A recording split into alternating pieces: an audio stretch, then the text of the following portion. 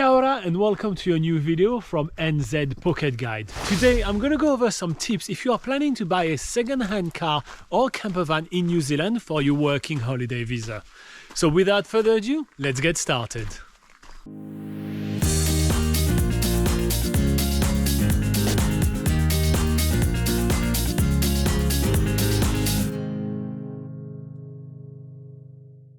Okay, so if you are taking a gap year in New Zealand and are planning on getting yourself a car or a campervan, well, the first thing that you need to do is to make sure that you can legally drive in New Zealand.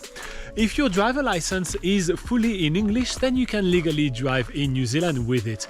Otherwise, you will need to get yourself an international driver's permit, which is only basically just an extra paperwork that you have to do before leaving your home country. Alright, so let's get down to the purchasing of a car part of your trip.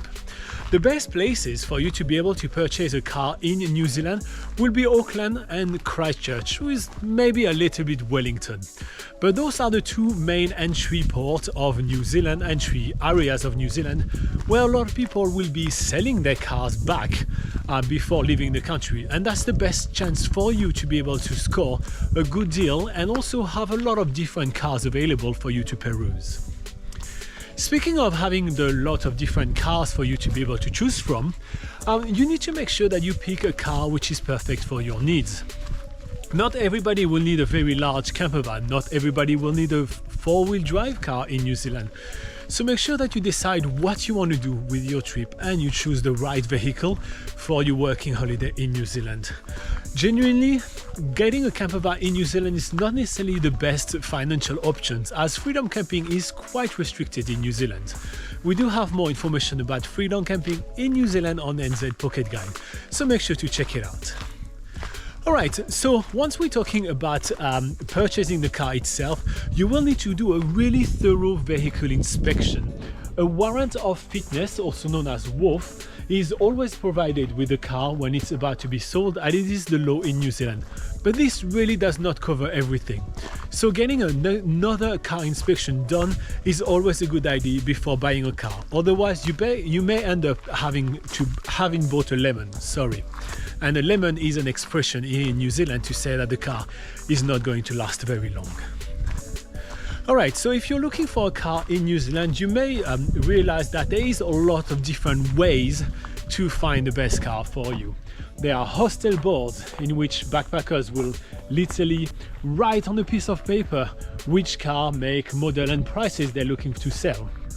But there are also many different Facebook groups, resellers, as well as trademe.co.nz, which is the local New Zealand version of, let's say, eBay.